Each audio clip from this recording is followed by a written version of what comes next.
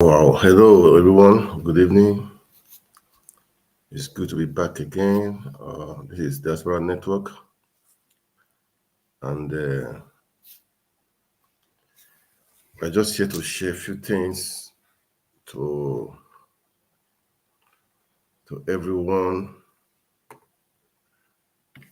Well, many things have happened in Nigeria. So many interesting things. So interesting. I mean, the one that is really on board right now, at the moment, is the certificate issue of the of what was released, the documents were released by the Chicago University to to articles team. So many things has been happening. So it's been that has been what is that has been that has been what is happening in Nigeria right now. I mean the heat of the moment. So people are saying different things and so many things. What we need to do if our president need to resign honorably, but different things anyway. So what do we do right now? So anyway, I just want to share some few things, and I don't really have much to say. I know that I do make some posts. I've been making some posts really. So I would just want to show some these stations. What is called Arise TV. Their analysis. Okay, let's just watch it. I want us to watch it and make comments. Let's see, because it's really painful to see a nation of over 200 million people just like this. It's so painful, really. It's for me. It's heartbreaking that we allow these things to go on for so long. We allow lie, to go for so long. We allow mediocrity to go for so long.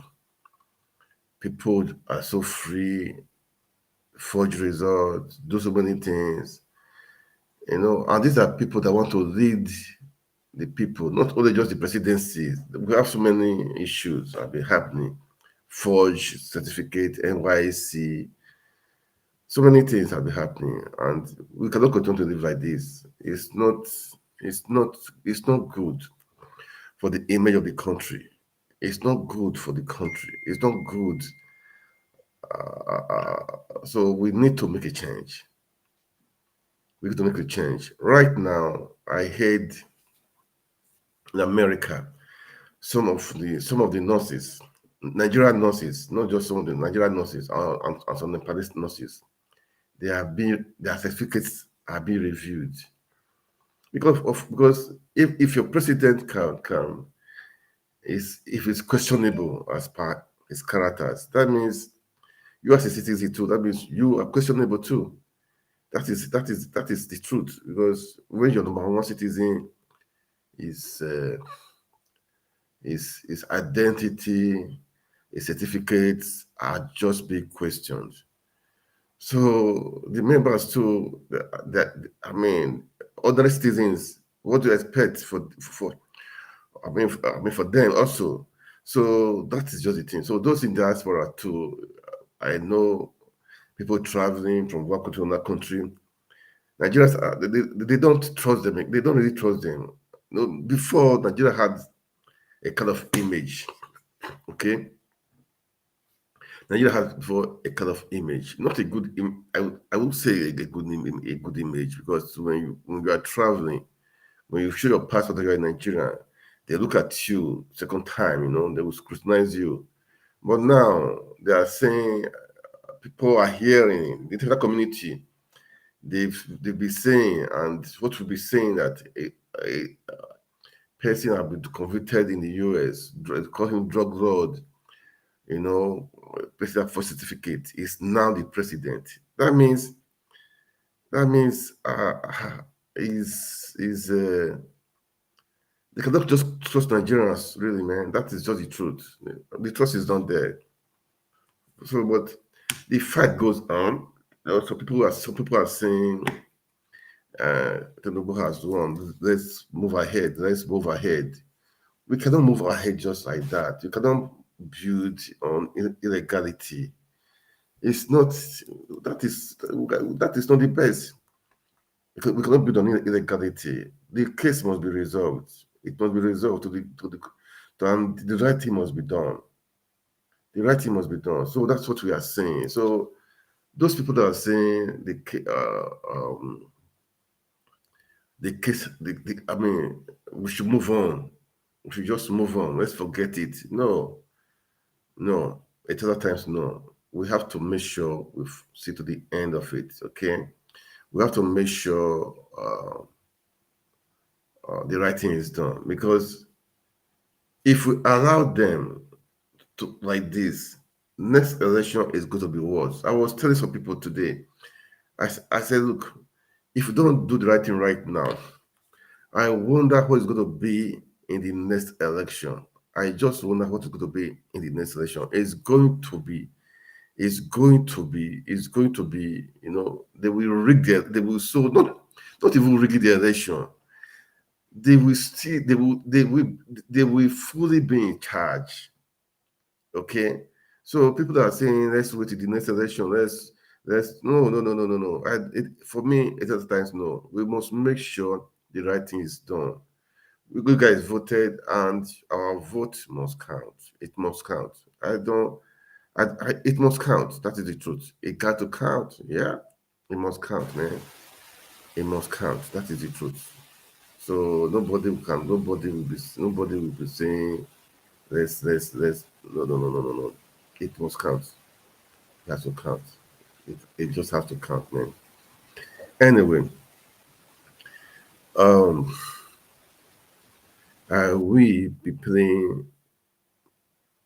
Let's watch this Arrest TV crew, the analysis of the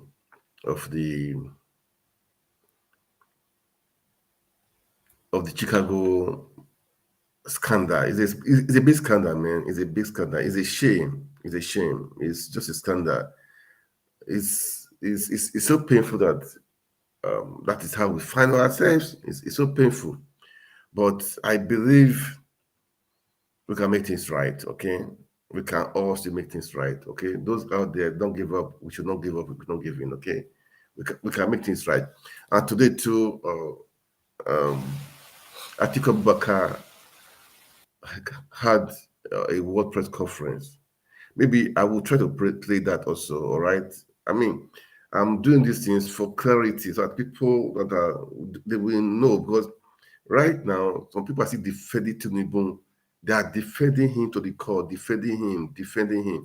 I don't understand Nigerians.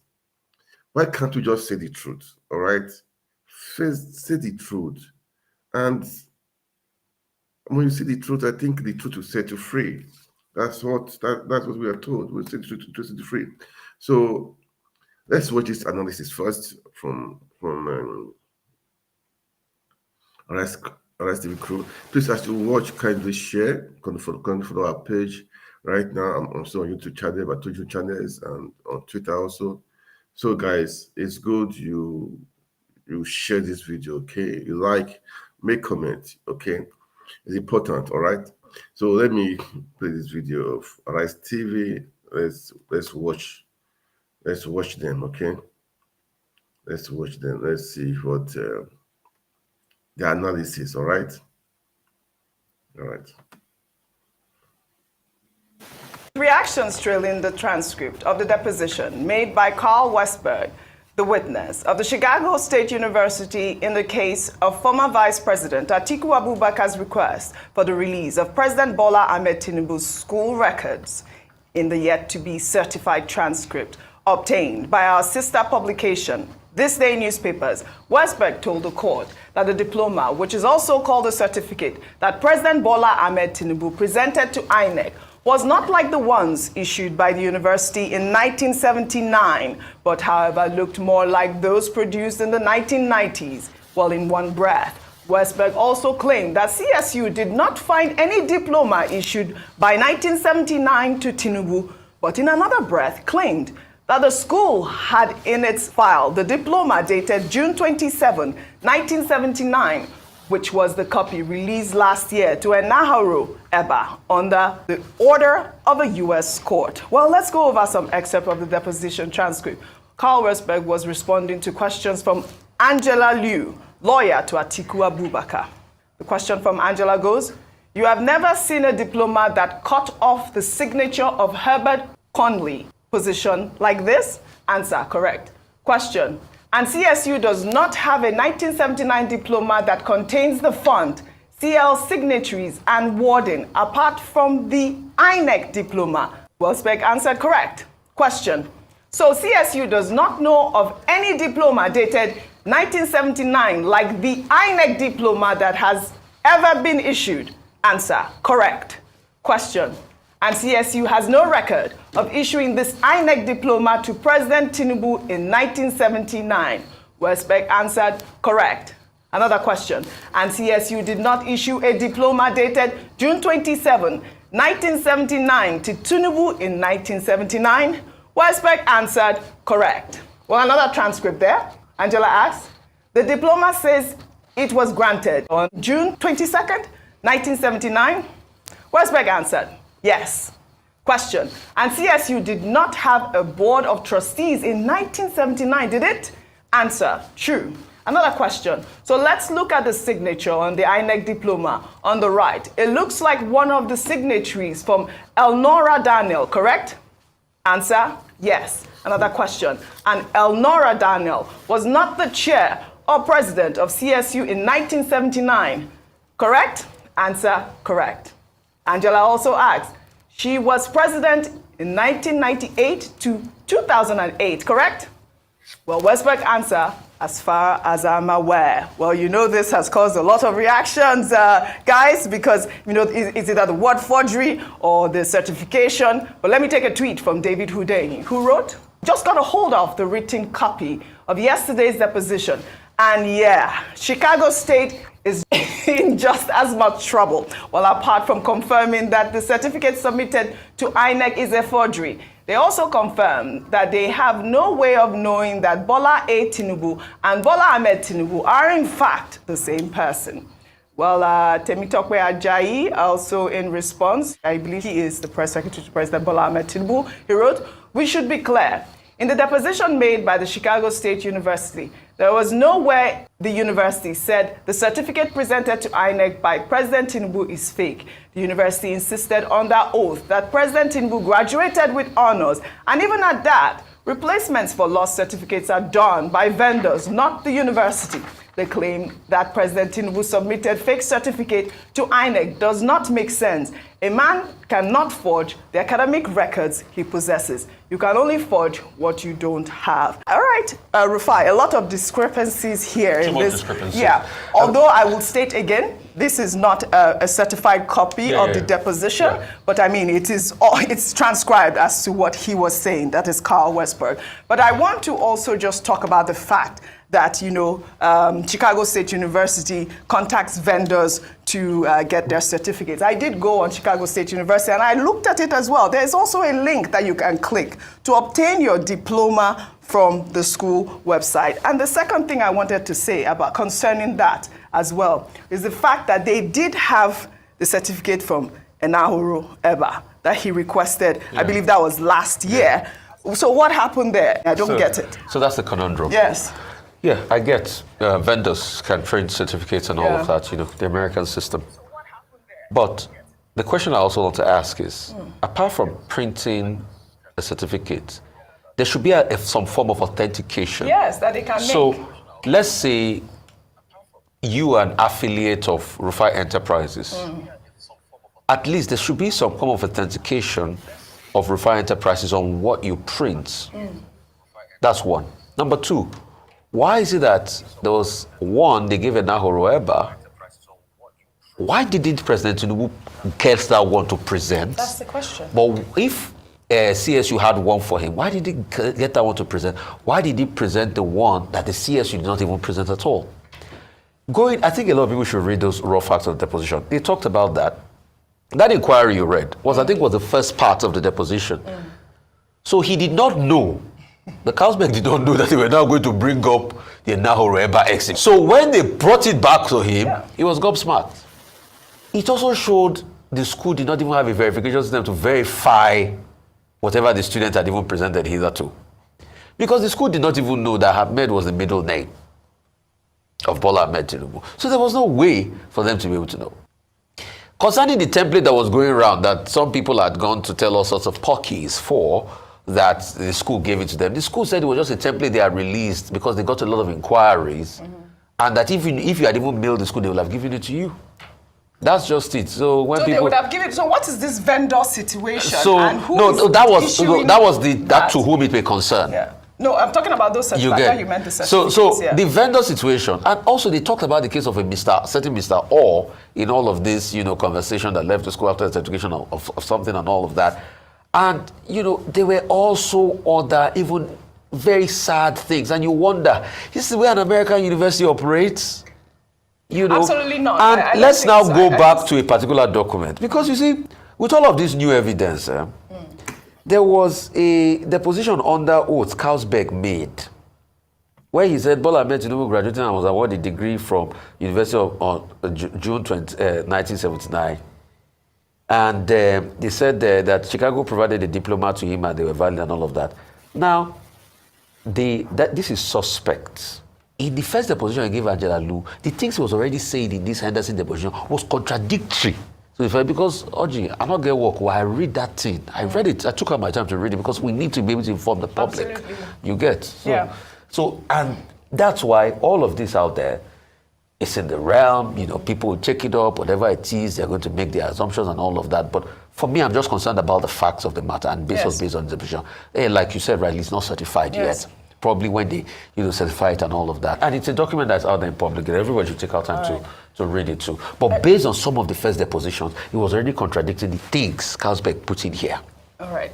Ayo, I get the point that Dr. Abati always makes, which is the point of discovery. Can it be admissible in court? But I don't think that that's what Nigerians are even worried about. They're worried about, they want to know, was that certificate actually from the Chicago State University, which we have seen in this uncertified transcript that, the clerk there is saying, we're not sure we can authenticate this actual certificate. What's your take on that? So when you read the deposition and that statement coming from the university, the first question that came to my mind was, okay, so the certificate that was presented to INEC, where did the president obtain it from? Because it didn't come from CSU, and CSU has stated this categorically. Now, in terms of whether it's law admitted, I asked a question earlier to Mr. Hassan when he sat where you were sitting, about, and now this is based on personal morality and the fact that this is the highest seat in the office of, this is the highest office in the land. Yes. And the fact that should someone, whether the court sacks him or not, if we are aware that a principal officer such as that forged or didn't present a certificate from the institution where he said he graduated from, should he not honorably, even without the interventions of the court, step aside? As is done in other sane societies. Right. It's a matter of, and Mr. Kalu was here, he cited the example of Mesoma. When ordinary young Nigerians like Mesoma are said to have forged a result or forged a certificate, all their benefits are withdrawn from them. It's a national disgrace. It's a national, they didn't need to go to court for JAM to come out and for all the sponsors to come out and take away her benefits. It's the same thing that Nigerians are clamoring for. It's beyond, and I said it before and I still maintain it, it's beyond, yes, law is not morality, but even if the courts cannot admit the evidence, whether it is they call it a wild goose chase or not, it is not just a national embarrassment if this is found, in terms of the evidence before us as CSU saying they didn't issue the certificate or the diploma. if the president is not able to share where he got that particular diploma from, Right. if they are not able to balance the discrepancies on the dates, the logo, the signature, the different things that the registrar had alluded to, then Nigerians deserve an answer, and we deserve a credible leader who is honorable, if found culpable, to exit that position. All right, well said, Ayo. We'll take another story. The Minister of the Federal Capital. Yeah, I just played that so that we know where we are. Okay, we are Nigerians, and it's it's it's really sad that this is happening in Nigeria, and everybody is, but they're not talking. You know, Tinubu forged the results. He forged the certificate, or rather. Maybe he attended Chicago University. Okay, that is not even the issue right now.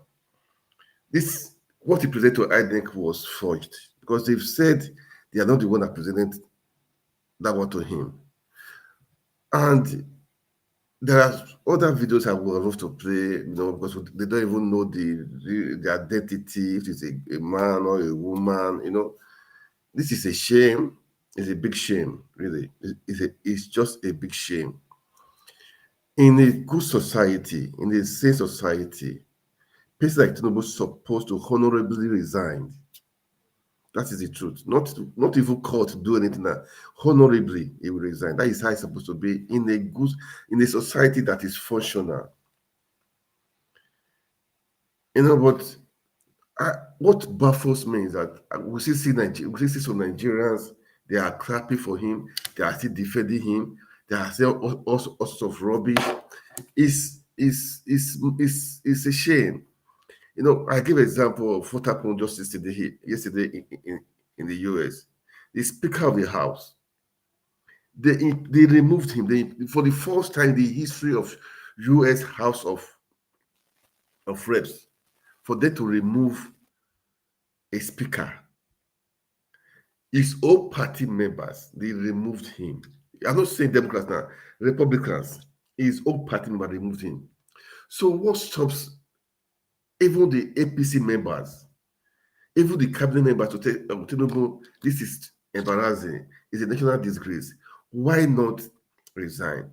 But people who don't do that, they are still clapping for him, defending him, saying all sorts of things. Nigerians, we should all wake up, man. We should just wake up.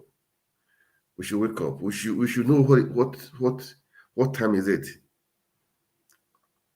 We should know. As I said before, this is embarrassing. It's a national embarrassment. Even those people that are traveling up and down in different countries, Nigerians, they are target now because they will make sure they are scrutinized.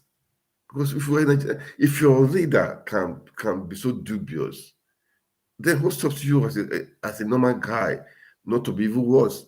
So they try to scrutinize.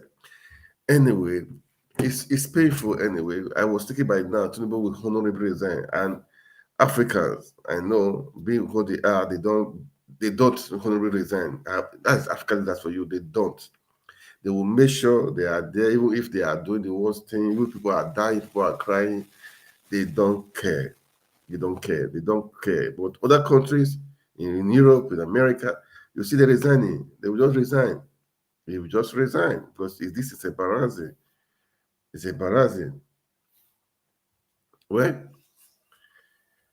Nigeria, we must make it happen. Nigeria must work again. We must make it work. Okay, we must make it work. We are not giving up. We are not giving in. We'll keep on talking. We'll keep on doing what is right. We'll keep on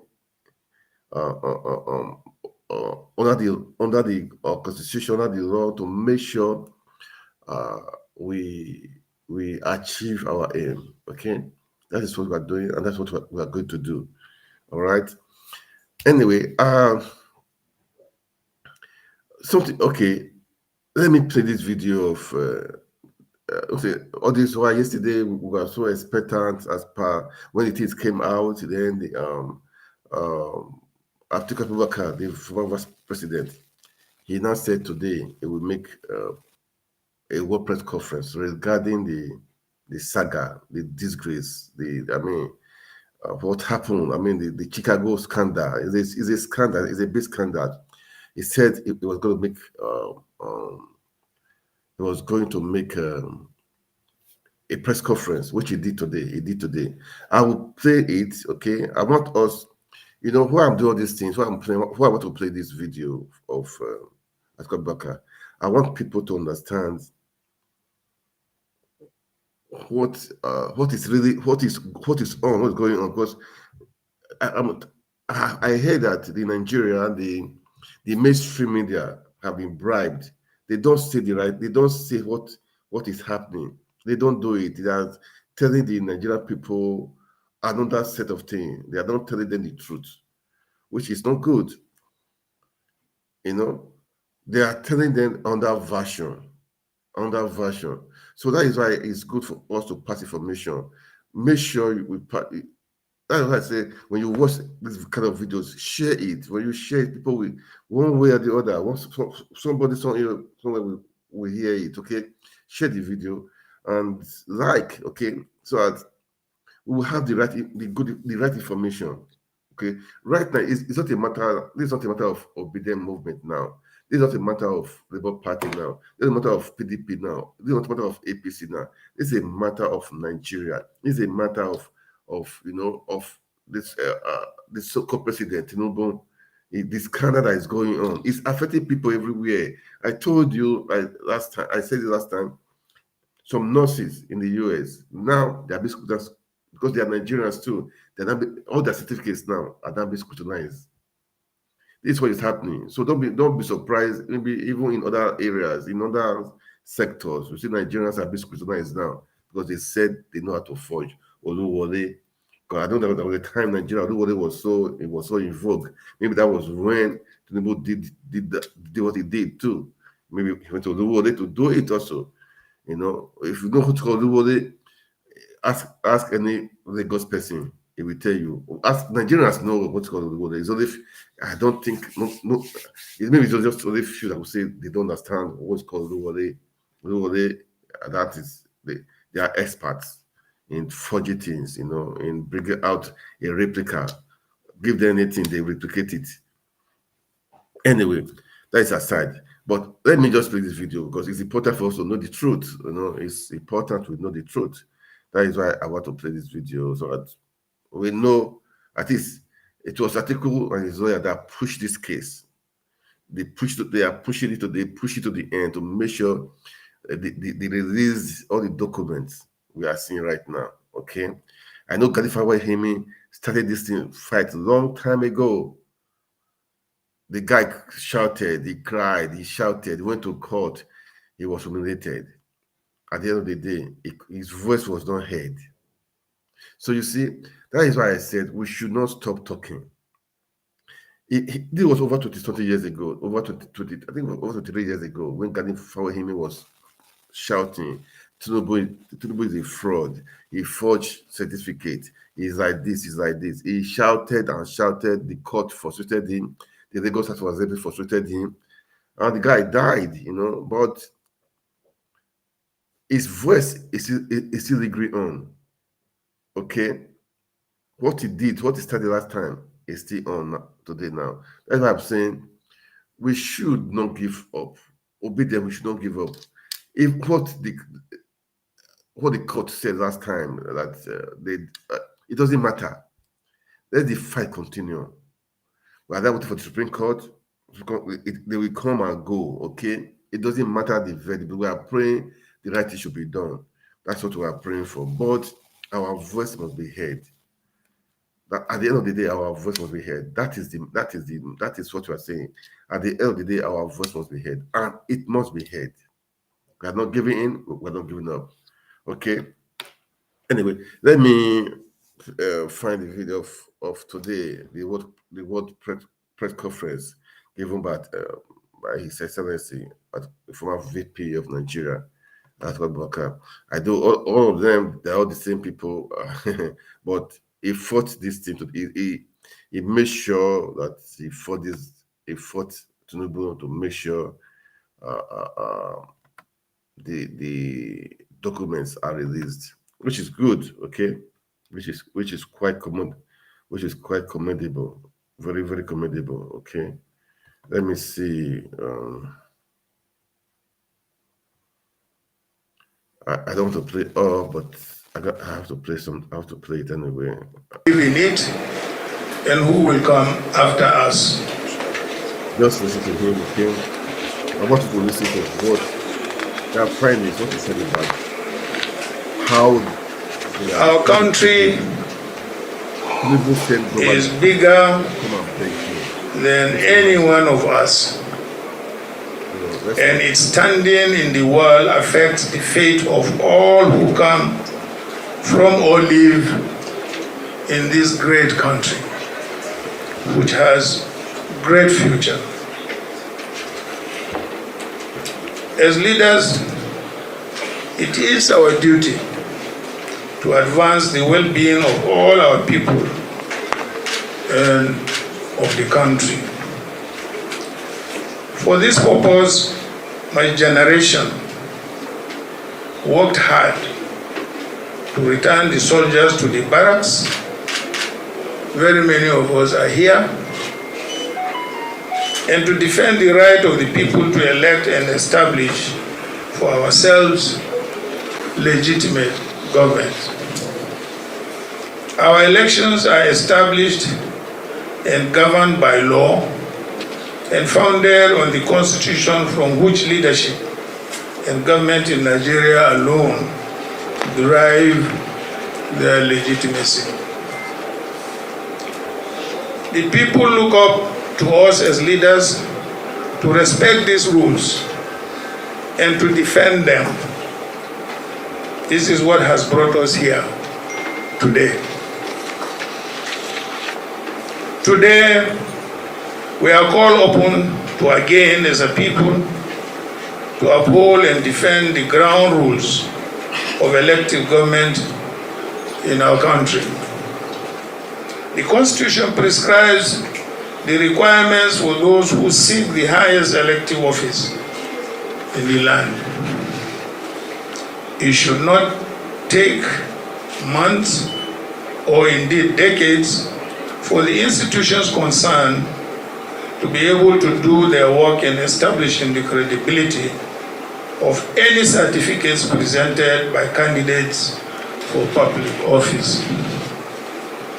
We undertook this journey at great cost and for important reasons. The ground rules for legitimate governance in our country need to be upheld. And you who are gathered here today have the responsibility of upholding those ground rules. And the reputation of our country is at stake. That affects everyone, Nigerians everywhere, wherever they may be in the world. I am a Democrat by conviction and a citizen of a country that I love. The issues at stake in this case require us once more to rededicate ourselves to both the country and our Constitution. Now we must entrust these facts to us all as citizens and as leaders of the institutions charged with interpreting our Constitution. I should thank the lawyers, both in Nigeria and in the United States, who have assisted us in bringing clarity and definitive answers to these issues that appear to have defied our institutions for nearly a quarter of a century.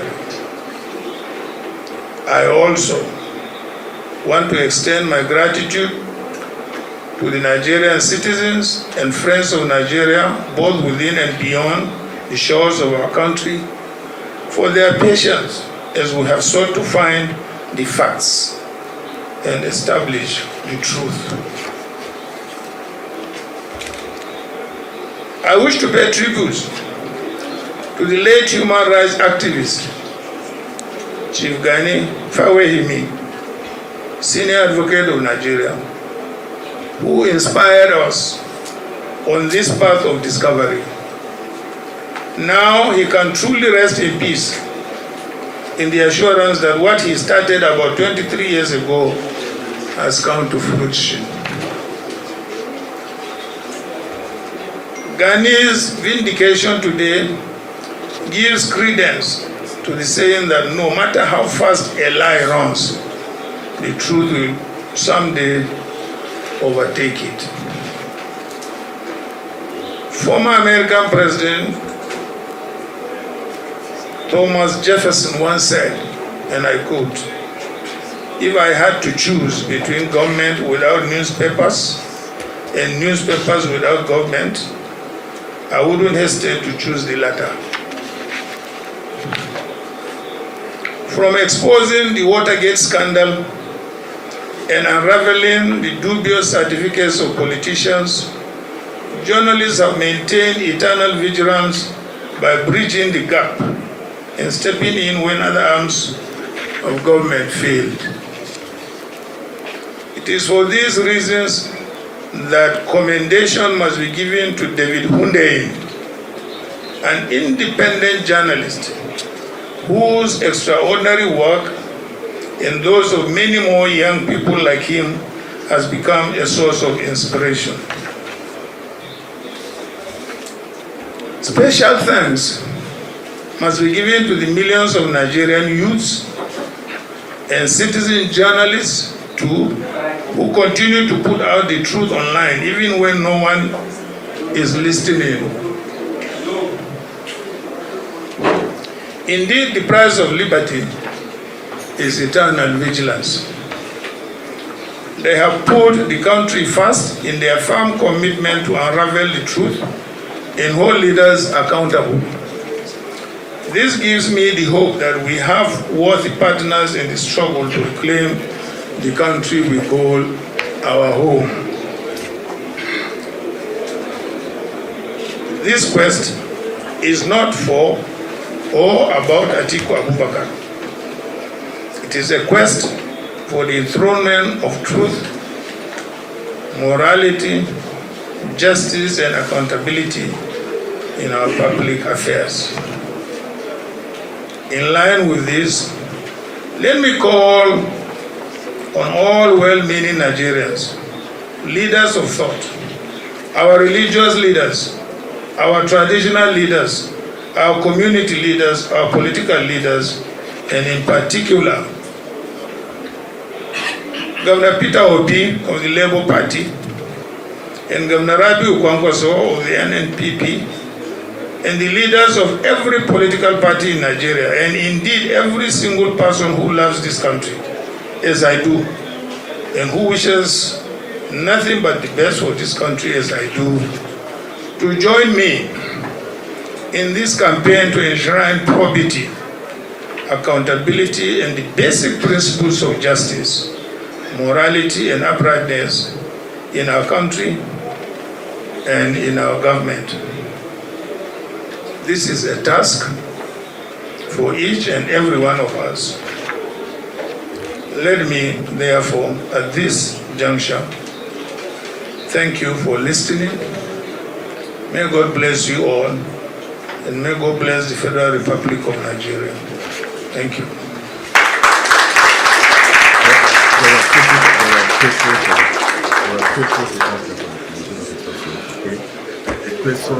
Thank you, Your Excellency, former Vice President, candidate of the People's Democratic Party in the last presidential election, and by the grace of God, the next president of the Federal Republic of Nigeria. This will answer that question. Well, we have friends in the house, we have colleagues in the house. All technical questions will be taken that has to do with law will be taken by our friends. They asked me a question: what is Chicago? What happened? What is so? What is the Yes, Chief Sokocha. What is the result? You know, so you understand. That's why I'm telling you that You can explain things better. Okay, I will sit. Yes, you sit So, yourself. listen to the Good afternoon, question everybody. that I asked. Okay, but Much has before I been said continue, about the this is not a matter real of documents from the Chicago State University. I want this is the the question. former Vice President, the PDP presidential candidate, Atiku Abubakar, to tell us in clear words, because many papers, many television stations, many radio stations have been giving various versions of the documents handed over to you. Sir, what did the documents handed over to you say about the person of President Bola Ahmed Tinubu? Thank you, sir. And secondly, sir, of what value will these documents handed over to you will be at the Supreme Court? Thank you. Thank you, Chief Sokocha of these day newspapers. Eniola of African Reports, that's an international platform, yes. Thank you.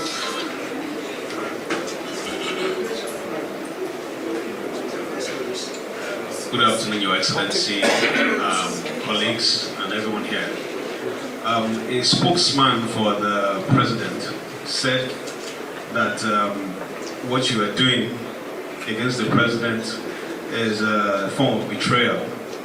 And they said that in 2007, the president gave you a platform to run with and all that. And now you are, embarrassing him on an international stage. Don't you fear that this bond between you will be permanently broken? Thank you. Okay. So, about to let's listen to the Thank you. answer. His Excellency Let's listen. will take the question from the African Reports, while Barrister Kalu will respond to this day newspapers inquiry.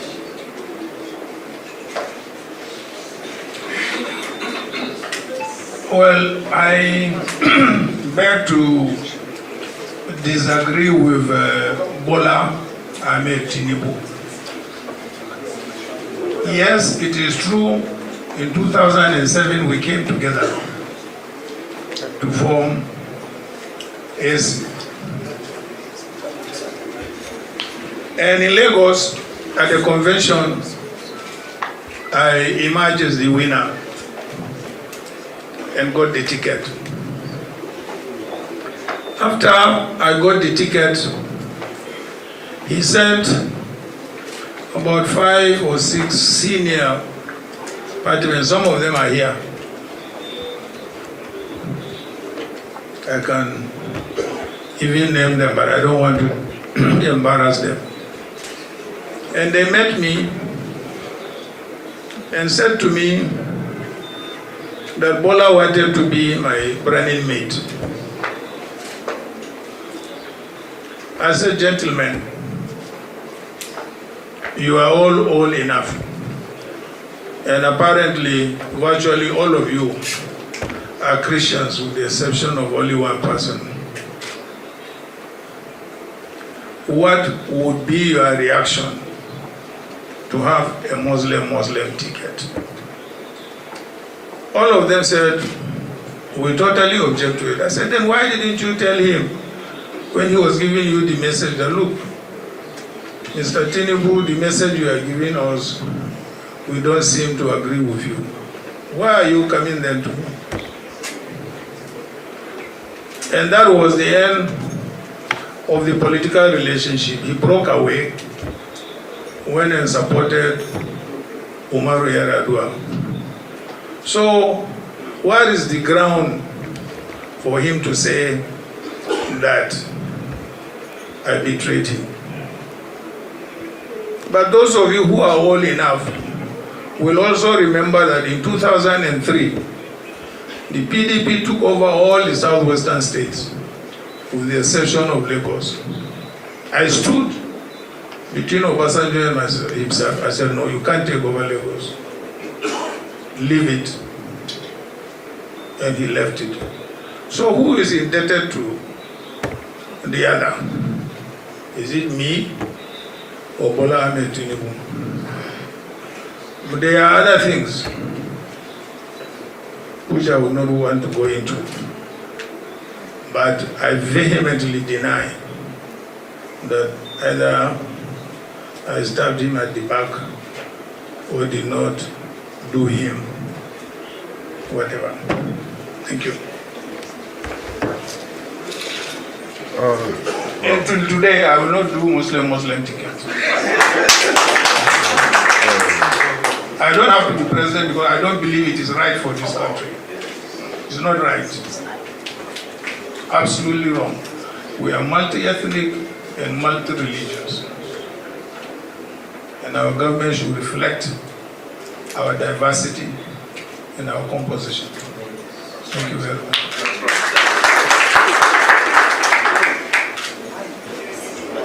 Thank you very much, Excellency. Barrister Kalu, over to you.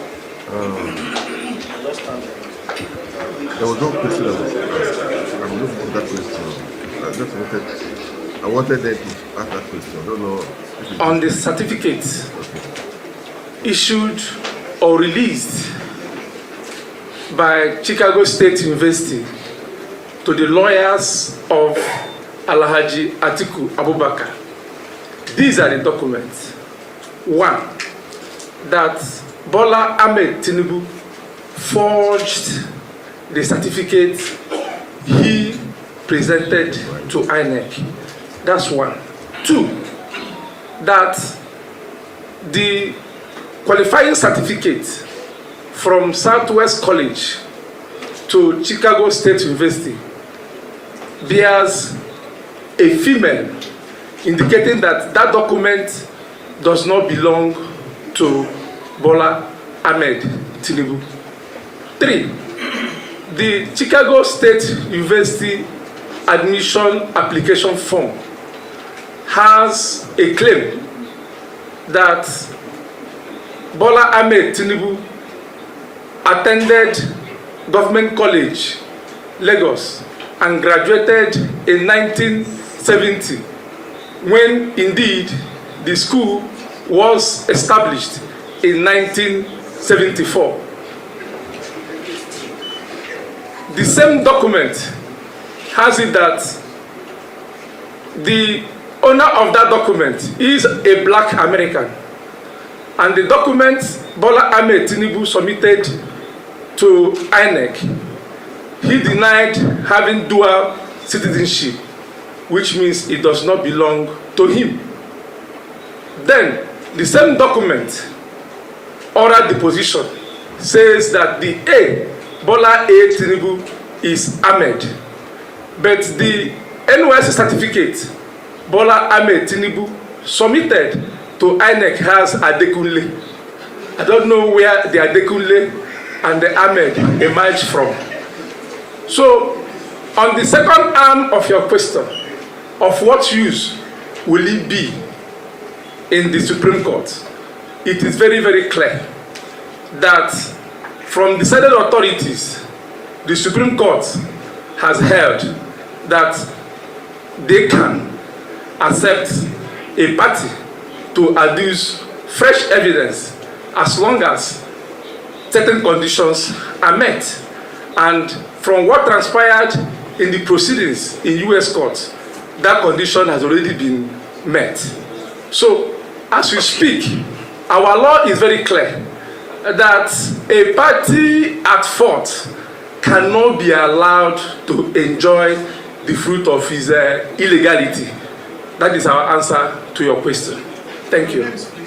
My name is Carlo. Wow.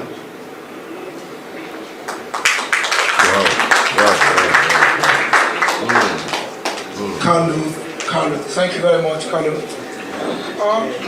I'll take, because of the condition of this place, very hot, and I have your excellencies present here. So many of them. I'm privileged to be right in front of you, your excellencies. We won't keep you here for too long. Okay, Friday or local, the Punch newspapers.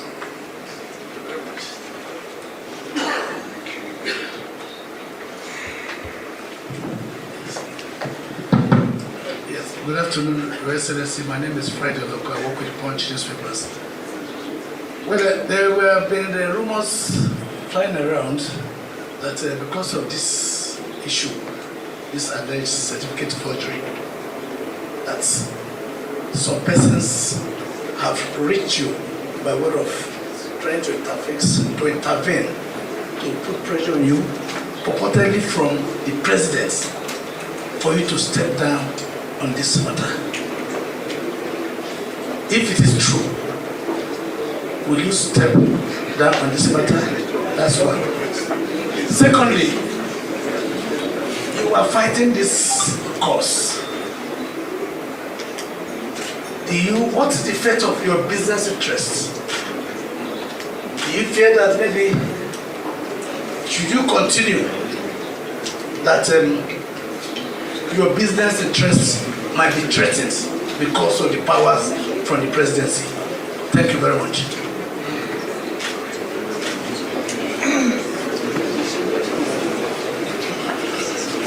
Okay, let me start from the business perspective, because it's the latest in the series of questions that you asked.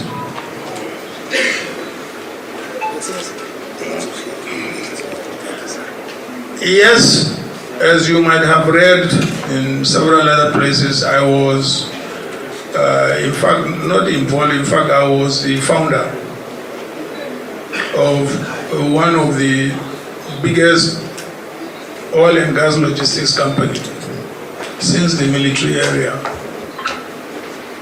And as soon as Buhari government came, even though we had license, we had got nothing to do with government. We were only contractors in logistics to the oil companies, not government. But as soon as Buhari came, all those contracts were revoked and taken away from us till today. So I'm not doing any government business. Yes, I'm in other businesses, agriculture, manufacturing, and so on and so forth. So that's as far as government business is concerned. So I'm not scared of any business being taken away from me.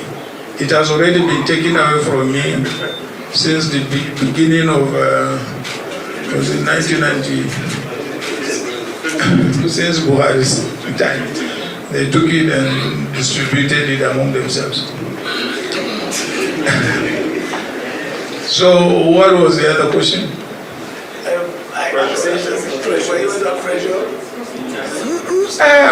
Not really. Yes, immediately after the elections, I was told there was a delegation of governors who claimed, they were sent, by the president. But I did not even allow them to get into my house. I didn't. So will you drop this fight?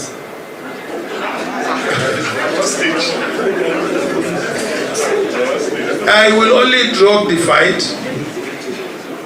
when the court rules. If the court rules that I am right, fine. If the court rules that he is right, so that's the end of the fight. Because at the moment we are at the Supreme Court, and there is no any other court than the Supreme Court.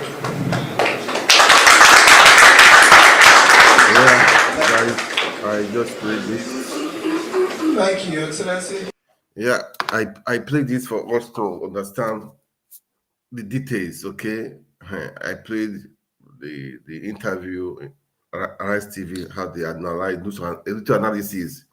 Because the pages are much, the documents are much. You need to read it for yourself, understand it. But I played it like that. You will have understanding, know what is happening, so that you can, on your own, say one, two things about it, okay? So that is just the reason why I played that. But all the same, the battle is on. We don't give in, we don't give up. I will still say, you know what he said now. At least the high points from the document Number one, that the certificate is submitted to INEC was forged. Okay, because the certificate is submitted to INEC, they said they're not the one that presented or that gave that one to Tinubu. That is number one. Number two, um,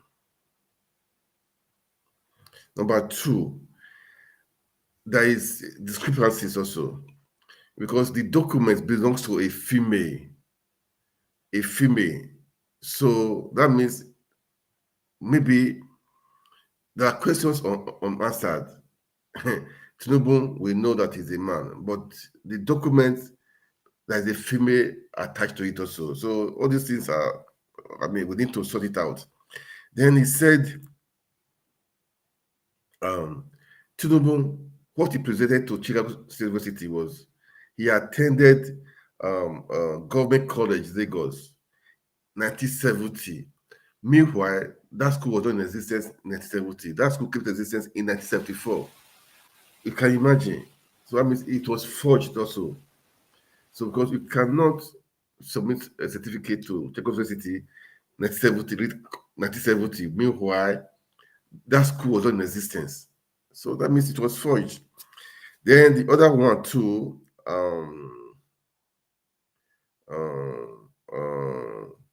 the certificate, I mean the document submitted for that in Chicago University, it shows the person is a Black American. Is a Black American. Meanwhile, who has said he has no American citizenship. So you can see so many things happening, and that is it. And even for the NY certificate, Adekunle, Amen Tinubu, so many discrepancies are there. But we're waiting for the court, Supreme Court, to do the right thing. Anyway, guys, the battle is on. I always say the battle is on. All right, the battle is on. But all the same, this is how it is for all the Chicago scandal. I mean, Gadi Fawahimi cried over 23 years ago that this guy forged certificate. This guy is not going to that is not his identity. And thank God it's not coming out to light after 23 years. But I was going to take the lies. We take the lies all this why. We took the lies. It was a senator.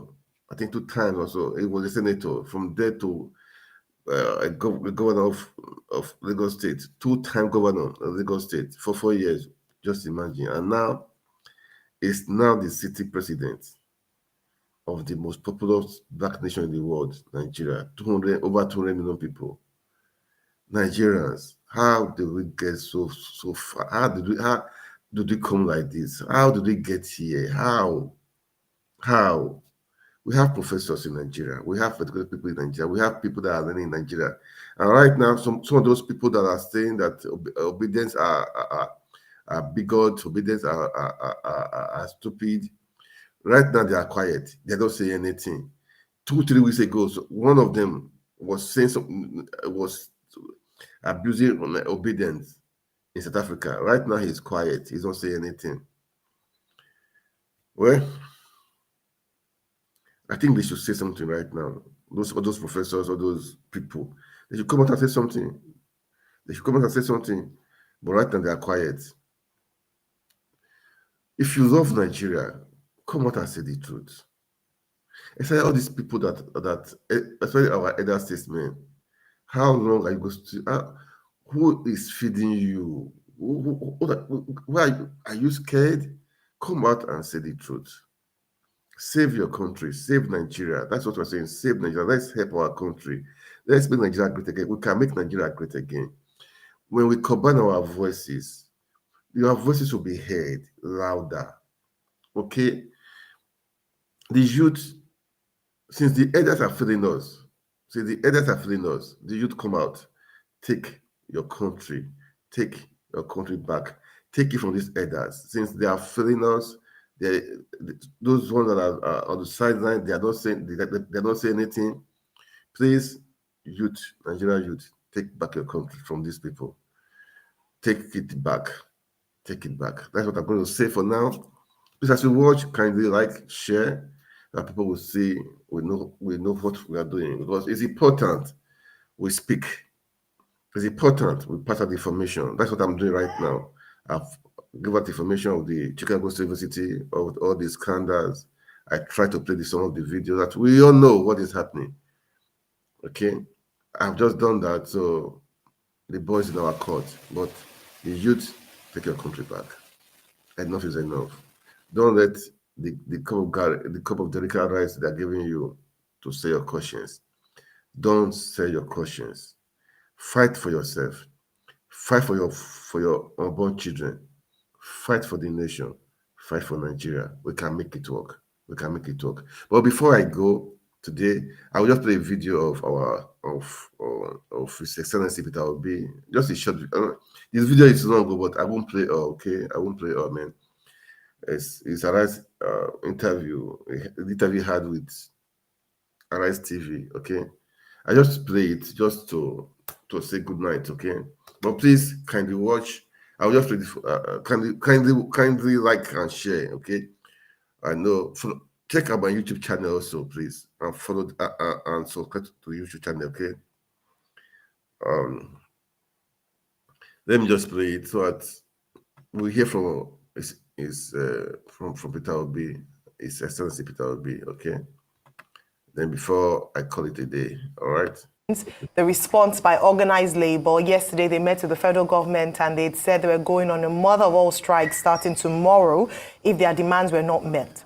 I'd like to ask you a question with regards to what you would have done, because during the campaign season, you described fuel subsidy as organized crime and that you were going to remove it. What would you have done differently? So would you have still gone ahead to remove it? Would the timing have mattered? What would you have put in terms of palliatives if you had been elected as president?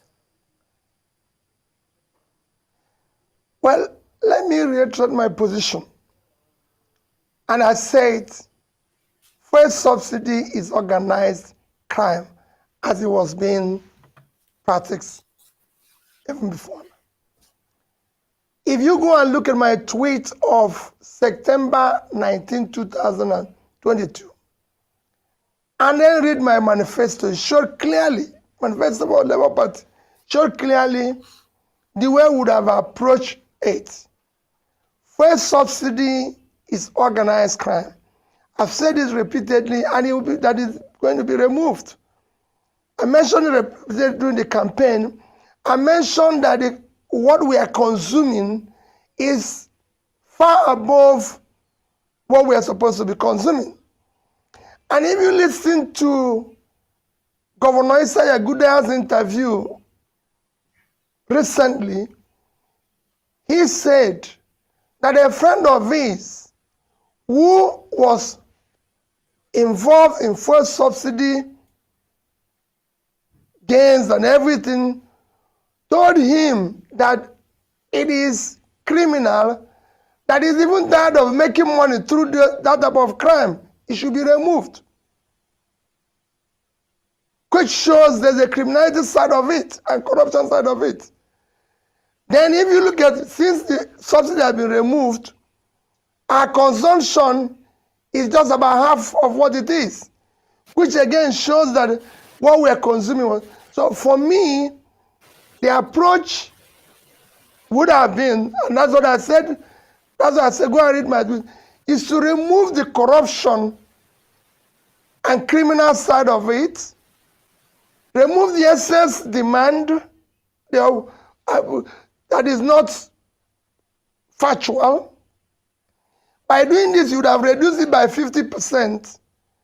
The remaining 50% is what would have been able to, after consultation with various stakeholders, been able to find a way to, in an organized manner, remove and showing the proceeds of the removal or the gains of the removal to be invested in a critical development areas, education, health, and pulling people out of poverty. People need to see that transparency of transferring from here to here, the gains and everything. And when you do it in an organized manner, with proper palliative that are well structured, thought after, not just haphazardly, you would have been able to see Nigerians go along with you. One of the things we are suffering with this announcement is what I can call announcement effect. You see, policies like these are not what you just announce haphazardly. There are things you thought through and everything. That's what we would have done as Labour Party. Okay, so Mr. Peter Obi, I'd also like you to sound off on probably some level of specifics as regards the kind of palliatives you'll have even put in there in the first place. What are the kind of targeted palliatives? And let's talk about this floating the naira, the exchange rate conundrum, where we are today. Things have gone really south. Formerly, naira to the dollar, we know the threshold as at 2015, but now it's over 1,000 naira to the dollar. The naira is taking a tremendous beating. What would you like to say about this? You've also talked about, fraudulent activities in the foreign exchange market and all of that. What would you do precisely, probably step-by-step empirical approach to the naira as we speak today? Well, again, my dear friend Rufai, congrats, I heard you're now a doctor. So you're going to be more difficult on dealing with. So let me tell you, Rufai, first is that you can't float a currency you don't have supply with. It's like building a non-gated house in a criminal-ridden society. You have to have a defense mechanism. Nobody floats what you don't supply, you don't have supply. I believe, I wouldn't even, not just saying what we would have done, but I believe that now we have new CBN team. They have to look at the overall monetary policy, which, if they focus on their job, which is exchange rate, inflation, and everything, I know, it is again not something you announce haphazardly. It's something you look at. Nobody flows his currency without having adequate supply. When you don't have adequate supply, there were pressures, there were criminality in our exchange rate regime. Again, we should have worked on eliminating those criminality and excesses in our foreign exchange regime because there is strong unmet demands. The naira was under pressure and a bit overvalued. Everybody knew that. So what you would have done is to devalue the currency. We were at 4.12, before now, a devaluation to about 600 or thereabouts would have been it. We're trying to manage the supply by making sure that we deal with issues that is what controls your exchange rate. To find the simple thing is your reserve. And what controls your reserve is your export. You have avenues and things that you would have exported. You're supposed to export from your oil to other minerals to everything. Is to encourage those things that will help to start dealing with issue of any more foreign exchange. We're trying to manage what you have, rather than just leaving it open and say market forces. I can tell you, not even in the developed world have anybody left this currency to market forces, because sometimes you might not control it. And now it's difficult to control because you cannot reverse your policy that you've sent now.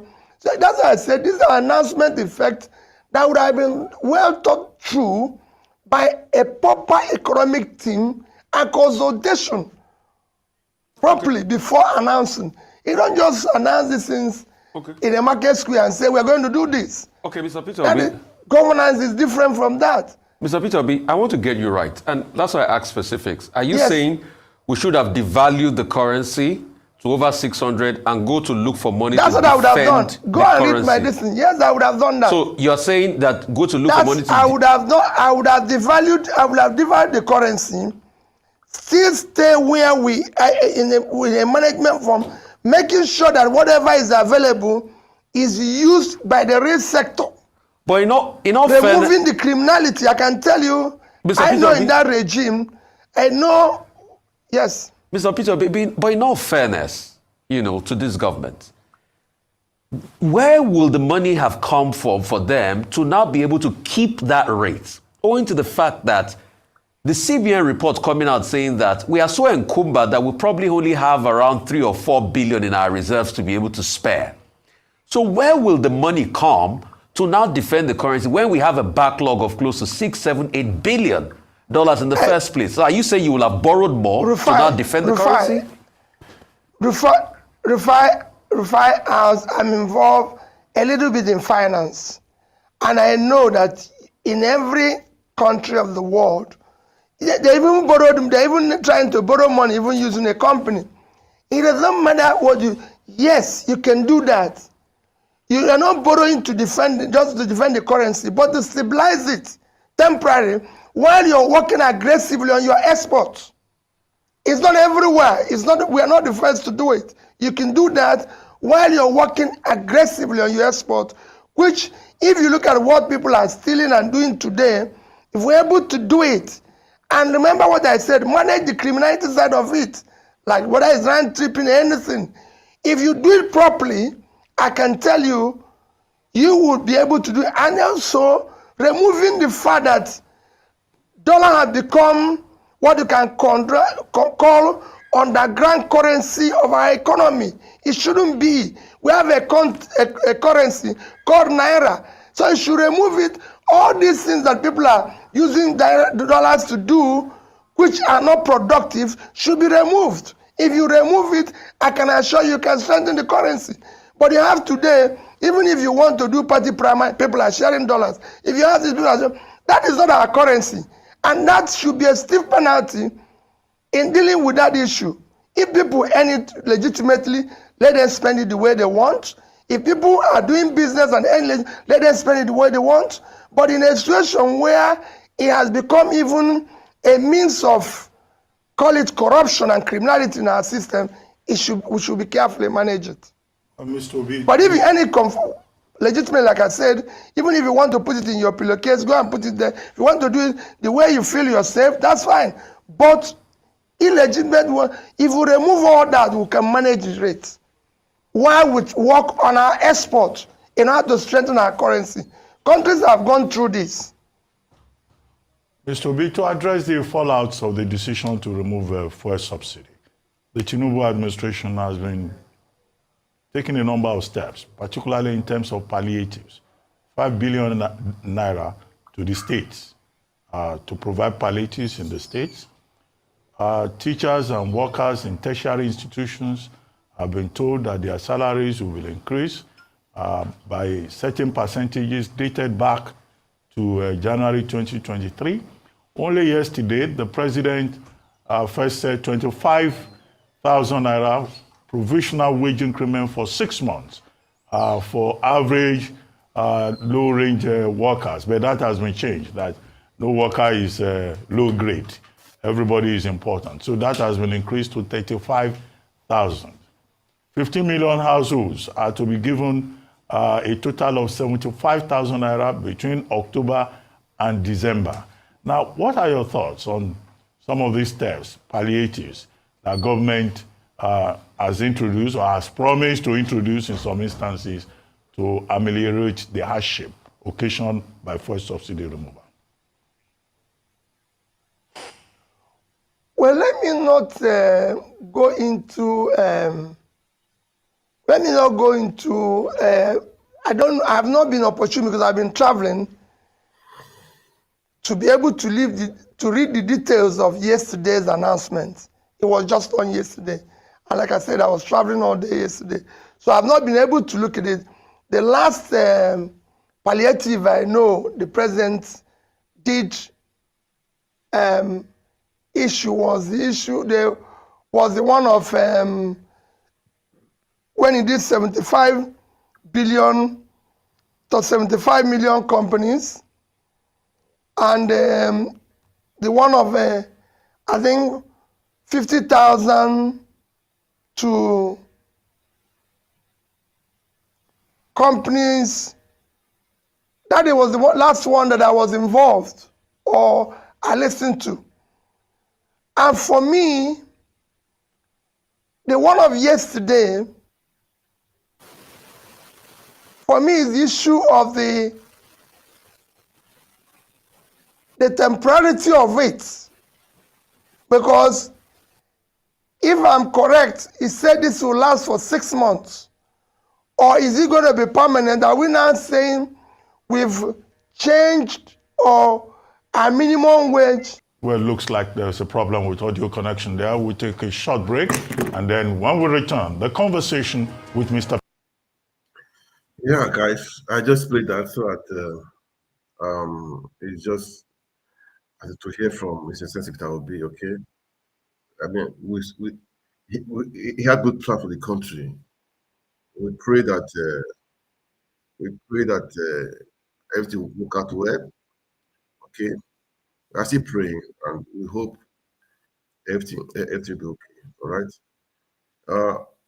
Okay, let's listen to him a little bit again before I call it a day. I just want let us hear him a little bit again before I call it a day. Okay? Workers that the federal government promised yesterday, and you were raising a number of questions. Please go ahead. What I said before is that if you look at what this government has been doing since inception, you could see announcements with limited thinking, which again produces limited outcomes. The temporality of it is like announcement effect. You're just moving, and suddenly, even just yesterday, like you said, 25 naira and 35 naira, that means it wasn't thought through. But let me go back to the one I said I listened to the announcement. A few weeks ago, they announced that they're going to do 75 billion, if I'm right, to 75 companies over the next 1 year. They've done 150,000 naira to what they call supposedly small businesses. I will call it because it was micro businesses and things like that they are going to give 50 million. And then, of course, they've come up with this new one. When I looked at that one, my question is 75 billion to 75 companies. Are these companies in Ikorodu or the ones in just Kaduna or in Inewi? Because for a huge country like Nigeria, you're going to look, if it's looking at manufacturing outfits, you're going to be looking at about 10,000 companies, which for you to make any meaningful impact, you need to take about 1,000 of them and provide them the same 1 billion each, which will be about 1 trillion. If you talk about micro and small businesses, you have about 40 million registered and unregistered in that cluster, and they are your engine of growth. And if you're going to start creating jobs and start turning around things, 50,000 today is approximately $50. So what you need to do is to at least, since there are 40 million, take 10% of them and give them at least 1 million naira each, which is $1,000 as of today, so that you can start meaningfully trying to even create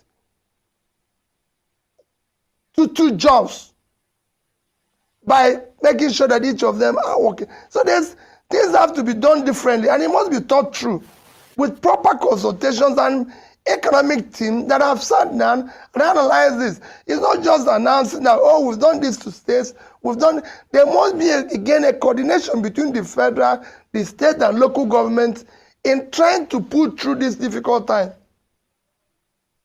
All right. Thank you, Mr. Peter Obi. The questions we've asked you with regards to reviewing some of the policies or decisions by this particular administration, you seem to have some very sound responses to these questions. Now, the president in his inaugural speech had said that he was willing to work with opposition party members who didn't win the election to move the country forward. Has an invitation like that been extended to you, and would you be willing, for the collective good of the nation, to offer some of your ideas and options to this particular government to move Nigeria forward? And second of all, very important statement you made during your appearance at Princeton University, that the leaders in Nigeria must have the right qualifications. That can be a bit vague. When you say right qualifications, are you saying that they should upgrade the minimum standard for who would become president or governor from being just having a school leaving certificate, or qualifications in terms of bringing experience, what you bring to that office? So just those two questions. Would you be willing to work with this government for the good of this nation, because people are suffering, with your great ideas to work with this government? And second of all, what do you mean by right qualifications for whoever it is that should lead this nation? Okay, let me go again and tell you. We are at a point where we're challenging the process. These are part of what makes a nation. The process through which people come into office or assume or achieve anything is far more fundamental than what they do thereafter. It is important that the people come through the right door and not just jump into through the window and start saying, okay, let's move on, let's clean it up, let's do this and everything. No. So we're challenging the process. And that has to come to a logical end before any other thing. And it has to be something that people will seemingly, that's why I said, we have to begin by doing the right things. And not doing the right things is having the right process. On issue of qualification, I never said anything with regards to improving the degree or doing this. The issue of qualification is the issue of leaders making statements, doing things that are honest and truthful. This is an issue of honor and integrity. It is the foundation on which you build society. If you look at what is happening in Nigeria today, there's so many issues of certificates, age, all sorts of one falsification or the other, all over, within the leaders. There's no way people can doing this and be able to do the right things, because that means they live in a falsified life. And that is not good morally, and a sign it should be given to the society. There's so many great people in the world who did not go to school. And I can tell you, America today, one of the highest, or I would say the greatest president America has ever had, is Abraham Lincoln. Abraham Lincoln did not go to a formal school. In fact, his entire education is less than 1 year formal education, because he came from a very extremely poor family. His education was by borrowing books and everything, which he did later. But he was able to show, if you read his history, you show that he came from a very poor home and did not have formal education. He didn't have to say he read the PhD here or he did this one here, and then there's an argument like what we're having all over Nigeria today, which is bringing the credibility of our nation into question. If you come to the UK, one of the greatest prime ministers, Winston Churchill. Winston Churchill is known to have had a poor academic record. In fact, his academic record was very bad that his father had to enlist him in the army. Even when he went to take an exam to be able to be enlisted into the British military academy, he sat it 3 times before he could pass. Eventually, he became a prime minister, became a great prime minister. You go to the corporate world, the biggest company we have today in terms of market value is Apple. The founder is a dropout, a school dropout. His history shows that. The second biggest company is Microsoft. At least Apple today is about 2.9, if I'm right, about 2.9 trillion company, when African GDP is about 2.9. So it's about the same thing as African GDP. The second biggest company is Microsoft, founded by Bill Gates. Bill Gates is a university dropout. It's written there. It's not, there's no question. The fourth richest person in the world, Larry Ellison, is a poor person. The mother had to give up for adoption when he was 9 months. All right. So that's so you don't really have to have all the degrees in the world to be great. But you need to be honorable about your past, so we can know who exactly you are and everything.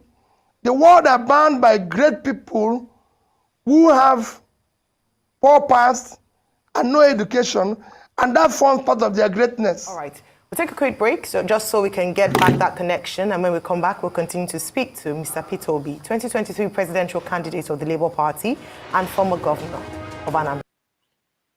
Yeah, I think I will leave it here for tonight. Thank you for watching, guys. God bless you and good night. Hopefully, I'll see you guys tomorrow again. Okay? So please kindly like, share, okay? And no one thing, we don't give in, we don't give up. We are sure of carrying the day, okay? The battle continues, okay? It's going to be a long battle, but it continues. All right, guys, thank you for watching. Kindly make comments, like, and share. God bless you. Good night. But I feel like sleep is part of it too. Okay, maybe next 5 minutes I'll call it a day. Okay. Value the naira to over 600 and look for money to defend the naira. How long could we have done that for? Defending that currency when we know that the factors, the market forces are really hard on the naira and it's just a matter of time. So those 3 questions are as we start to wrap up. If I forget any of them, Rufai, I will call you. On issue of Niger, Rufai, I will not go. First, let me say it, I am completely against military intervention as a process of leaders emerging. Totally. I'm a believer in a democratic process and through an genuinely elected process. I know in Africa, at times you can actually question whether there's a difference between military coups and elections, what we call elections, the way we do it with the rascality. However, I'm a Democrat and I believe in democracy, and that should be the process. Will I go to war? Again, capital no. Reason being, I'll go. Reason being that we have war at home. You cannot go to war externally when you have war at home. If you look at our budget this year, because I want to link it to what you said about the economy, our budget this year is 21.5 trillion. About that. Our revenue, expected revenue, is about 10 trillion, which means we have a deficit of 53.5%, which is about 11.5 trillion. That's what you're lacking. That is all. Rufai, I read from the President's National Security Advisor that we are losing 400,000 barrels of crude oil every day. If that is true, if you multiply by our benchmark, which is below the pricing today, that's about $30 million a day. And you put $30 million in 1 year, it will be about $10.9 or $11 billion. $11 billion. About that. About $11 billion. If you say you use, we just said it's $1,003, but let's use 900. If you use 1,000, you have 11 trillion naira, which I know is not all your money, but what does it show? So you have a deficit of 11.5. You're losing about 11 trillion somewhere. And then what it then shows, Rufai, is that if you put this, consider illegal mining of our minerals all over the country by foreigners and locals alike, consider other revenue leakages that is coming, what it then shows is that if you fight this war internally and be able to deal with this, you can be able to generate a revenue of between 20 and 25 trillion. By the time you now decide to even borrow additional 10 to make it 35 trillion, which is where our budget should have been today, I can tell you, not only that have you reduced your borrowing to 30%, but all those things are achievable. So for me, the only war Nigeria needs now is war on insecurity and war in economy. And I'm going to deploy everything that is available to ensure that we win it. Because that is the core of our problem. You mentioned how are we going to defend the Naira. Rufai, if you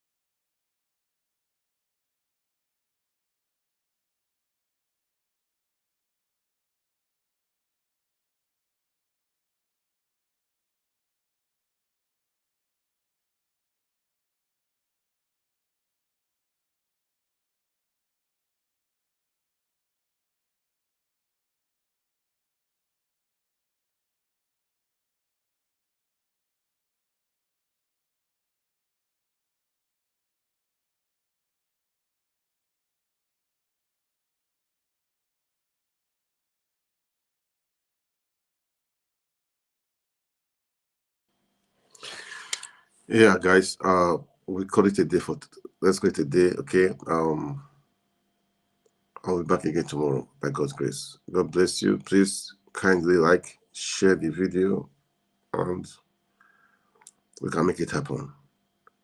Making Nigeria work again is a done deal. It depends on you and I, okay? So we can make it happen. Youth, let us wake up. Let's take the power from these people. Let's make our country work again. Enough is enough. Enough is enough. All right, guys. God bless you all. And good night. Good night.